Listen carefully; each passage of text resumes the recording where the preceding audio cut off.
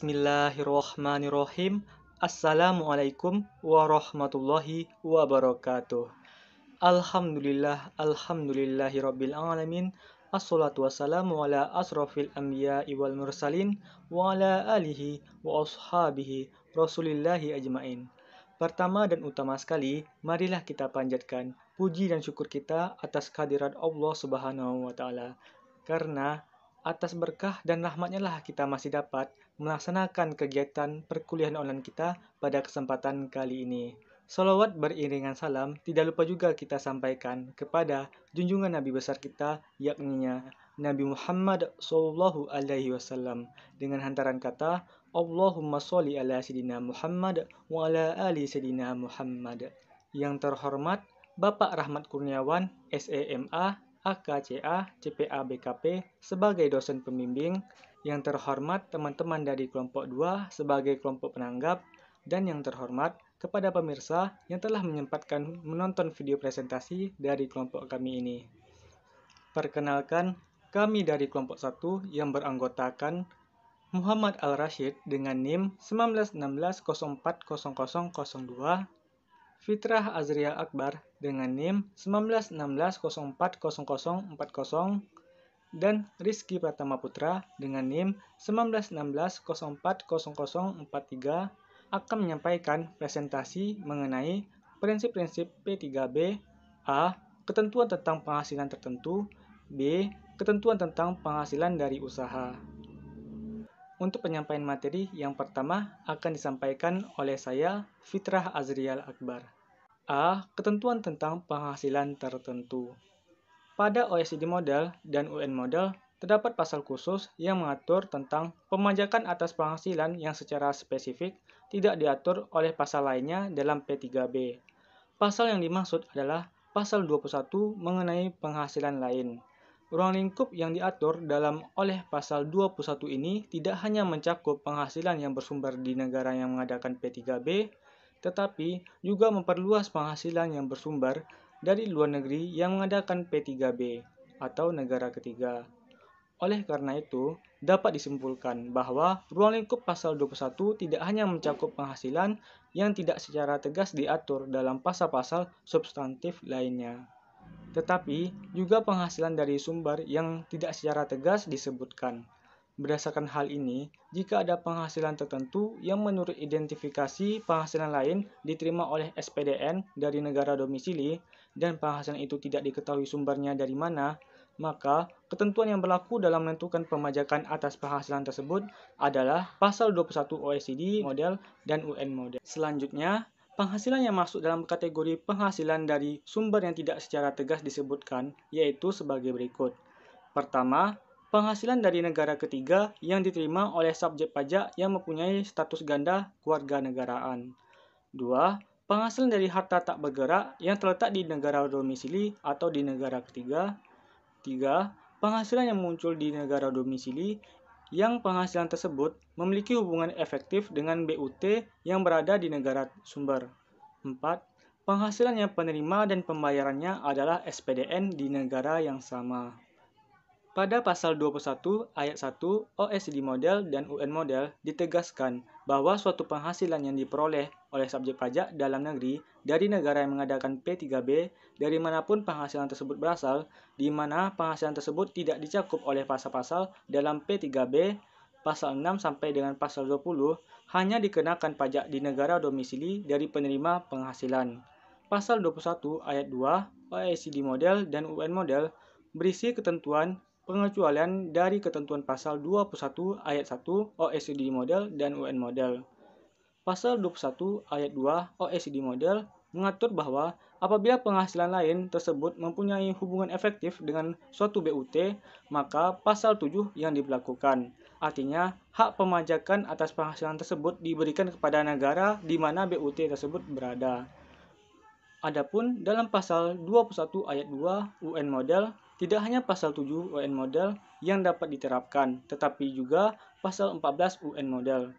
OECD telah menghapus keberadaan pasal 14 OECD Model karena memiliki konsekuensi pajak yang sama dengan pasal 7 OECD Model. Lebih lanjut, Tidak seperti OECD model, UN model memiliki pasal 21 ayat 3 yang mengatur mengenai hak pemajakan oleh negara sumber.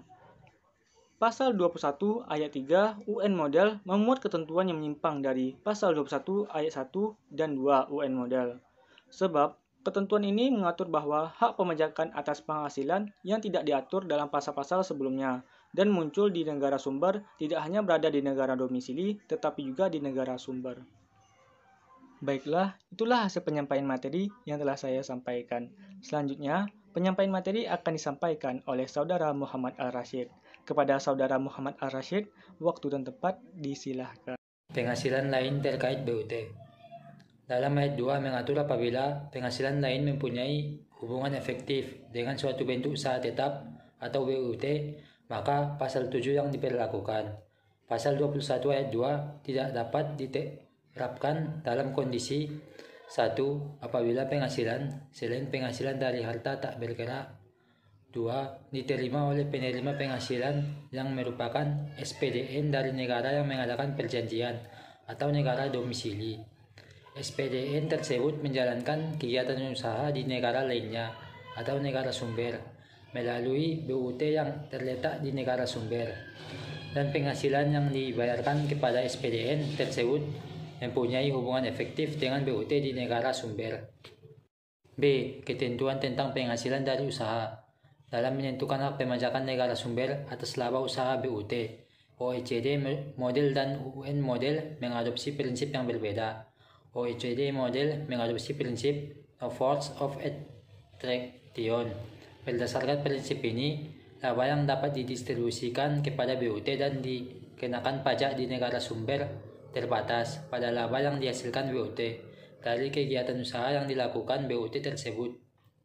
Sedangkan UN model menerapkan prinsip limited force of attraction, yaitu prinsip yang memungkinkan negara sumber untuk memajaki laba dari transaksi yang dilakukan oleh kantor pusat atau sumber pajak luar negeri dari BUT di negara sumber penghasilan, sepanjang transaksi tersebut sama atau serupa dengan transaksi yang dilakukan oleh BUT. Baiklah, saya akan melanjutkan materi selanjutnya. Adapun terkait dengan perhitungan laba usaha, terdapat dua pendekatan yang dapat diterapkan dalam menentukan laba usaha dari BUT. Yang pertama, pendekatan entitas yang terpisah, dan yang kedua, pendekatan identitas yang relevan. Dalam pendekatan usaha yang relevan, perusahaan dianggap sebagai titik pangkal permulaan secara keseluruhan. Di sisi lain, pendekatan entitas yang terpisah dimulai dengan melihat BUT-nya. Dari kedua pendekatan tersebut, OECD akhirnya memutuskan bahwa pendekatan yang diadopsi adalah pendekatan entitas yang terpisah. Pendekatan ini diperjelas dengan rumusan entitas yang terpisah secara fungsional pada pasal 7 OECD model atau dikenal dengan Authorized OECD Approach atau AOA. Dalam pendekatan AOA tersebut, transaksi antara kantor pusat dan BUT harus dianalisis berdasarkan prinsip kewajaran dan kelaziman usaha seperti yang diterapkan dalam kontrak transfer pricing. Pemajakan atas laba usaha yang diatur melalui pasal 7 OECD model juga memuat rumusan mengenai eliminasi pajak berganda dalam pemajakan atas laba usaha. Dalam hal ini, pasal 7 ayat 3 OECD model memberikan mekanisme untuk menghapus pajak berganda melalui corresponding adjustment. Mekanisme untuk menghapus pajak berganda melalui corresponding adjustment, mekanisme tersebut diterapkan dalam kasus terjadi pajak berganda yang disebabkan oleh adanya perbedaan atau koreksi terkait atribusi laba usaha kepada BUT. Berbeda dengan OECD model, dalam UN model tidak terdapat mekanisme corresponding adjustment untuk menghindari terjadinya penghindaran pajak berganda.